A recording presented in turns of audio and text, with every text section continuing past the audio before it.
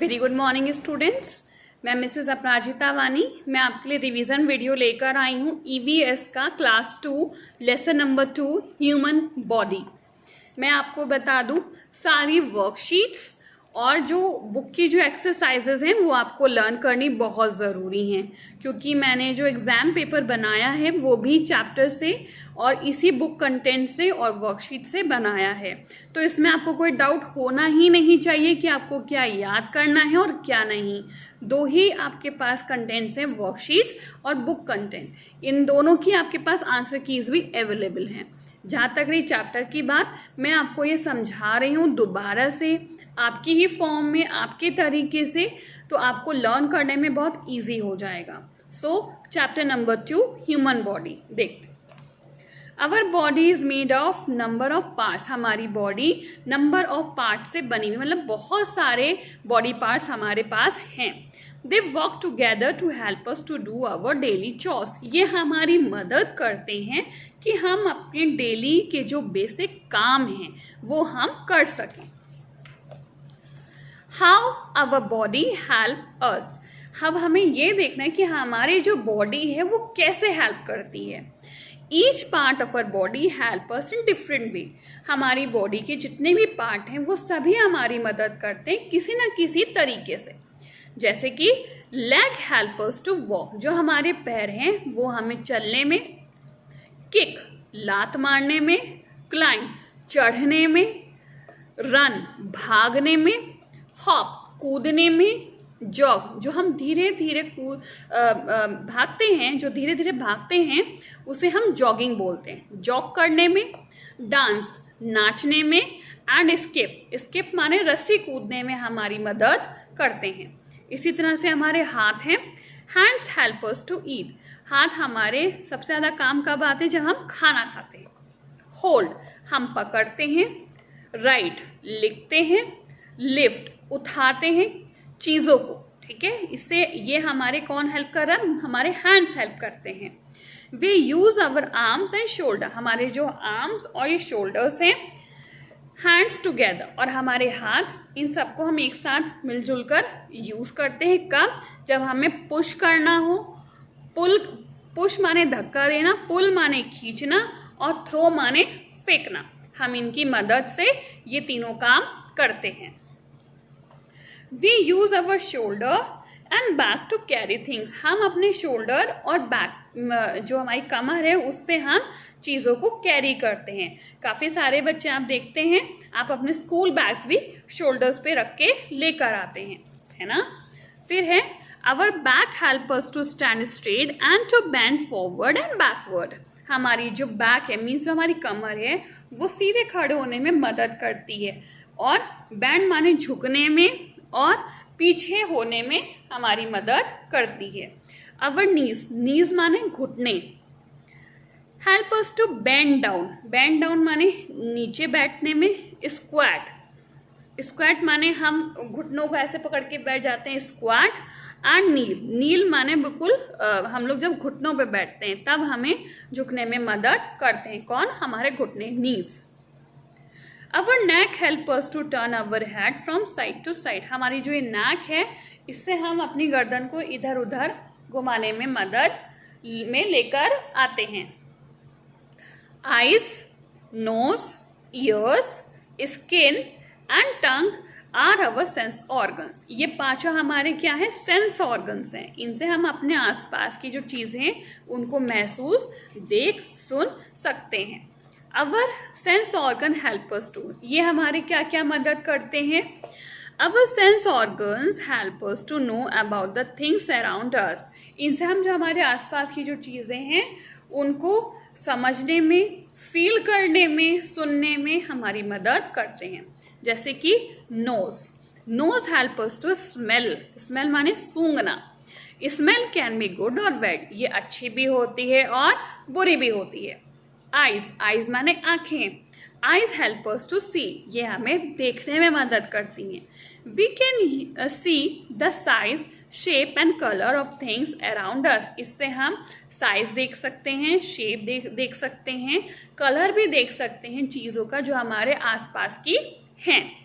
Years ears help us to hear different sounds, इनसे हम तरह तरह की आवाज़ें सुनते हैं. साउंड कैन बी लाउड और सॉफ्ट, वो तेज़ भी हो सकती है और हल्की भी हो सकती है. Tongue, tongue help us to taste sweet, sour, bitter, unsalty things. Tongue माने हमारी जो जबान है, जीभ है, इससे हमें क्या हेल्प मिलती है? स्वाद लेने में. स्वीट माने मीठा, सोर माने खट्टा, बिटर माने कड़वा, एंड सॉल्टी माने नमका. ये चारों पांचों जो टेस्ट हैं, जो 4 टेस्ट हैं, ये हम अपनी टंग से महसूस कर सकते हैं. फिर है skin. Skin help us to feel hard. जो ये स्किन है, इससे हम हार्ड या सॉफ्ट महसूस करते हैं. हॉट, गरम ठंडा, हॉट कोल्ड गरम ठंडा. Smooth and rough. स्मूथ माने चिकना और रफ माने खुरदरा. सरफेस, किस तरह का सरफेस मीन्स कैसा जो जगह है वो कैसी, ये हम अपनी स्किन से फील कर सकते हैं. We touch things to feel them. हम चीज़ों को छूते हैं तभी पता लगाते हैं कि वो कैसी है, और तभी हम फील कर पाते हैं. हम स्किन से फील करते हैं. कभी आपने देखा होगा कि अगर आपको मच्छर का कभी काट रहा है तो आप तुरंत उसको मार देते हो, है ना? क्यों मार देते हो? क्योंकि हमें फील होता है कि कहीं कोई चीज़ हमें काट रही है. तो ये जो सेंस है, ये हमारी स्किन की सेंस है, जिससे हमें पता चलता है कि मच्छर हमें काट रहा है. ग्रोइंग ओल्डर, हम बड़े कैसे हो रहे हैं? We are born as babies. हम छोटे से बच्चों की तरह पैदा होते हैं, है ना? बेबी, छोटे baby. From being a baby, जब हम बच्चे होते हैं, we grow up to be a girl. हम बड़े होते हैं तो लड़की बनते हैं, और अ बॉय या लड़का बनते हैं. We grow further to become a young women और मैन. उसके बाद हम एक यंग वुमेन बनते हैं या मैन बनते हैं. After many years we start growing old. फिर कुछ सालों बाद हम बूढ़े होने शुरू हो जाते हैं. As we grow older we become weak and our looks change. हम कमज़ोर दिखते हैं और जो हमारा जो पूरा हुलिया है वो बदल जाता है. ठीक है. फिर letters plant like plants and animals also grow. जैसे कि पेड़ पौधे भी बड़े होते हैं, ऐसे हम भी बड़े होते हैं. They to change and they grow. वो भी बदलते हैं और बड़े होते हैं. कैसे? सबसे पहले प्लांट्स में सीड आता है, सैपलिंग जो बेबी प्लांट है वो आता है, फिर प्लांट आता है, फिर वो प्लांट बड़ा होके ट्री बन जाता है. इसी तरह से एनिमल्स में होता है. एनिमल्स में पहले हैन जो अगर आती है तो वो कैसे है? तो पहले एग आता है, हैग के बाद चिक आता है, चिक के बाद हैन आती है ना? ऐसे ही स्मॉल पपी आता है, फिर यंग पपी आता है, और फिर वो पूरा फुल डॉग बन जाता है. इसकी एक्सरसाइज हम देख लेते हैं. Fill in the blanks. A, first, our dash is made of number of parts. ऐसा क्या है जो नंबर ऑफ पार्ट्स है? उसका लिख दो यहाँ नाम. Second, we use our dash and dash to carry things. हम क्या चीज़ यूज करते हैं चीज़ों को उठाने में? Third, dash dash dash dash and dash are our sense organs. हमारे सेंस ऑर्गन्स कौन कौन से हैं? चौथा है we are born as dash. हम कैसे पैदा हुए हैं? हम पैदा हुए तो कैसे पैदा हुए वो आपको बताना है. फिर है number the pictures in the correct order. जो ये पिक्चर बी आपको बुक में दे रखी है, इसको करेक्ट ऑर्डर में डालना है. इसकी मैंने तीनों करेक्ट ऑर्डर अभी आपको वीडियो में समझा दिए हैं. पहला sapling, tree, seed and plant, hen, egg, chick, फिर ओल्ड वुमेन, वुमेन, बेबी और गर्ल. इन सबको आपको सही से क्रम ऑर्डर है, मीन्स पहले छोटा, फिर बड़ा, फिर बड़ा, फिर बड़ा, फिर उससे बड़ा. आपको ऐसे करके इनके ऑर्डर लिखने हैं. फिर है complete the flow chart. Flow chart बनाना है. इस फ्लो चार्ट में हमें लेग्स के बारे में लिखना है. रन और जॉग इसमें दिया हुआ है, बाकी आप इसमें लिख सकते हैं. फिर है डी है cross the odd one out. जो इसमें ऑड वन है उसको आपको हटाना है. पहला है इसमें नोज, फीट, आईज, ईयर. तो इसमें कौन सा ऑड है वो आप देख लीजिए. सेकंड है feet, toes, knee and mouth, है ना? तो आप देख लीजिए कौन सा ऑड है इसमें. थर्ड, फिंगर्स, नहीं, थर्ड है हैंड, फिंगर, हैंड नहीं, आर्म एंड नोज। ये आर्म है बेटा, ये थर्ड वाला आर्म है, देन नोज। इसमें से कौन सा ऑड वन है ये आप देखिए। फोर्थ है eyes, hand, tongue and mouth. तो ये इन सब में आपको बहुत ईजीएस्ट है, पता चल जाएगा कौन सा ऑड वन है। नहीं समझ में आया तो आप मेरी आंसर की भी देख सकते हैं, उससे आप ये काम कर सकते हैं। फिर है E, answer the following questions. Write 3 things we do with our hands. 3 चीज़ें लिखनी जो हम अपने हाथों से करते हैं। Write 3 things we do with the help of our knees. हम अपने घुटनों से 3 काम क्या करते हैं वो लिखने हैं।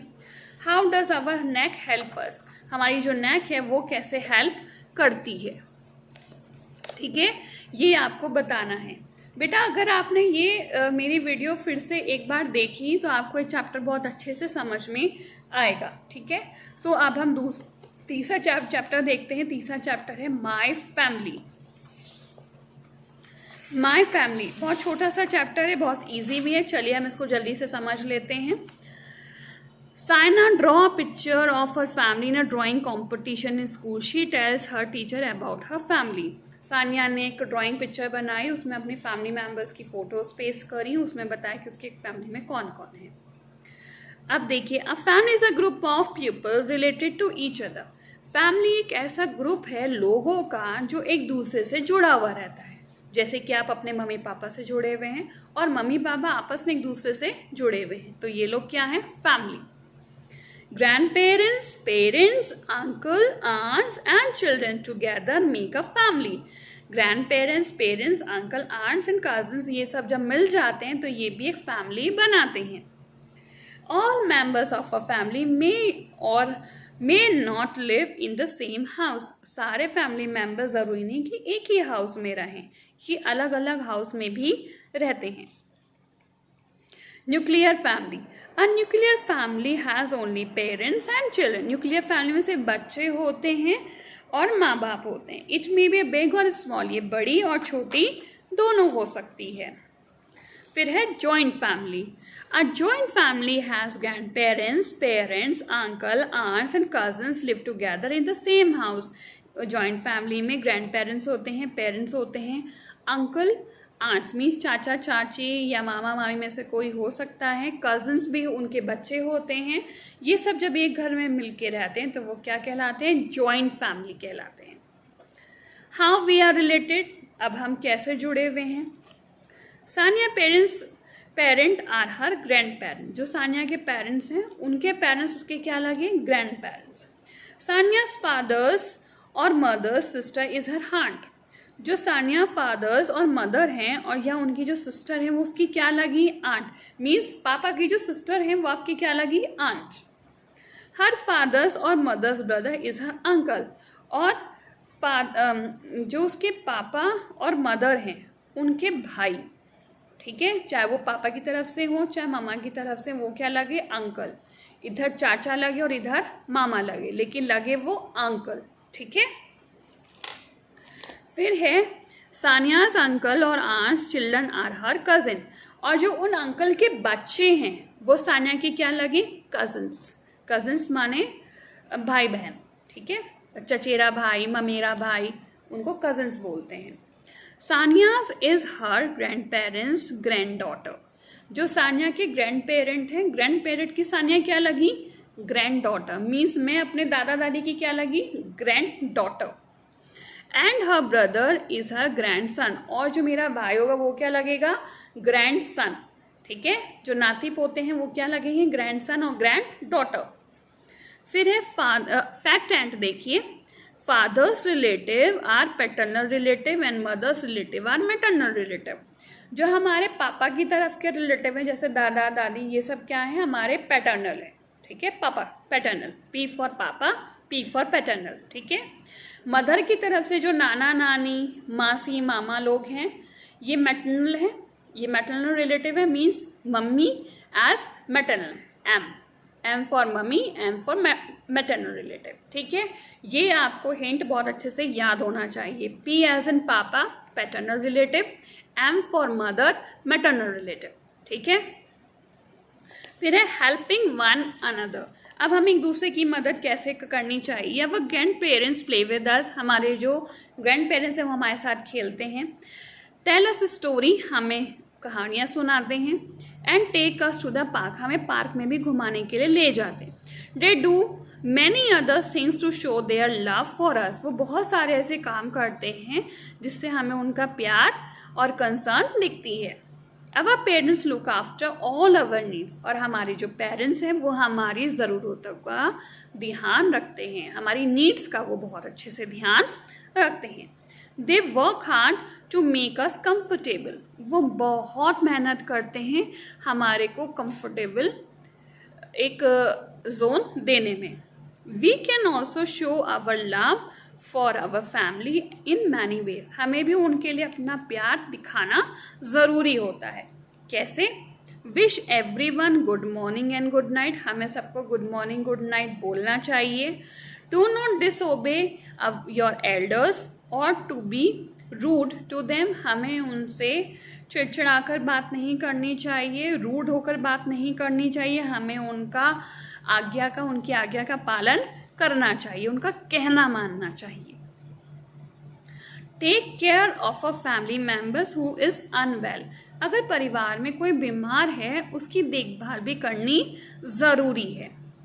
Do not be rude to your brother और सिस्टर, अपने भाई बहनों से रूड बिहेवियर नहीं करना चाहिए, उनसे लड़ाई झगड़ा या उनसे बुरी तरह से बात नहीं करनी, उनसे अच्छे से बात करनी चाहिए। हेल्प एवरीवन एट होम, हमें घर पे सबकी मदद करनी चाहिए।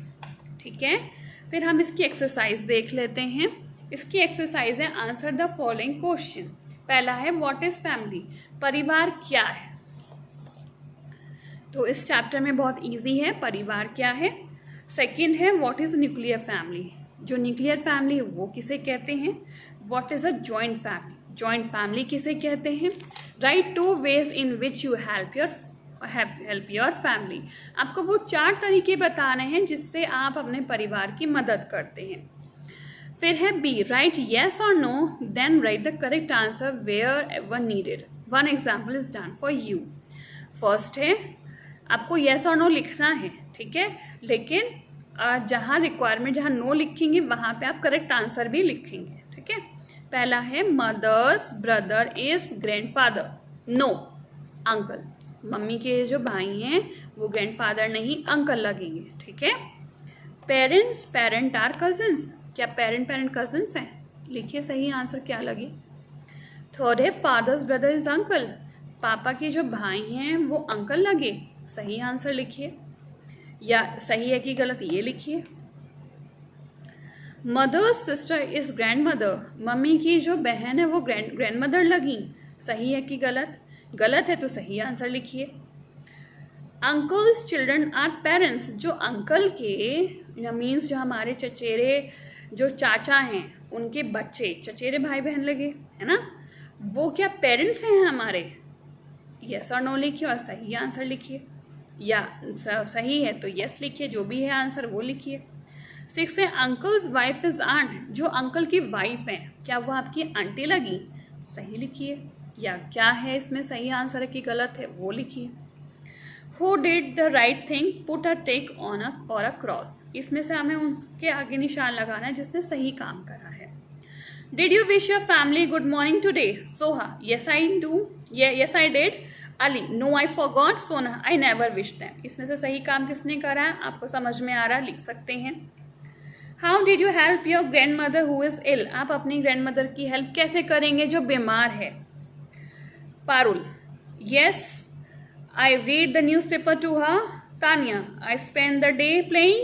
Kapil I gave her medicine and spend time with her. इसमें से जो भी सही है आप उसके साथ टिक लगा दीजिए। ठीक है, फिर थर्ड वन है how did you help your mother today, आपने आज अपनी मम्मी की मदद कैसे करी। संदीप आई helped her in cooking and water the plants, मैंने उनको खाना बनाने में काम हेल्प करी और उनके पेड़ों में पानी दिया। Vivek I watch cartoon on the time on TV, मैंने कार्टून देखा टीवी पर। Shweta I helped her clean the fridge, मैंने उनकी फ्रिज साफ करने में मदद करी। इन तीनों में से कौन सा सही आंसर है उस पर आप टिक कर सकते हैं। पेस्ट और draw a picture of your family member in the photo frame. बेटा आपको इसमें अपने पेरेंट्स की जो फैमिली फोटोग्राफ है वो आपको उस पर पेस्ट करनी है, ठीक है। मैं आपको फिर से बता दूं, दोनों चैप्टर मैंने आपको बहुत अच्छे से एक्सप्लेन करे हैं, दोनों की वर्कशीट्स आपके पास हैं, दोनों की आंसर की आपके पास है, वर्कशीट की भी आंसर की और बुक की भी आंसर की आपके पास है, ठीक है। कुछ समझ में ना आए, आपको कोई लग रहा है कोई डाउट है तो आप उसमें से जाके अपना डाउट क्लियर कर सकते हैं, अदरवाइज आप मुझे कॉल भी कर सकते हैं। Thank you so much.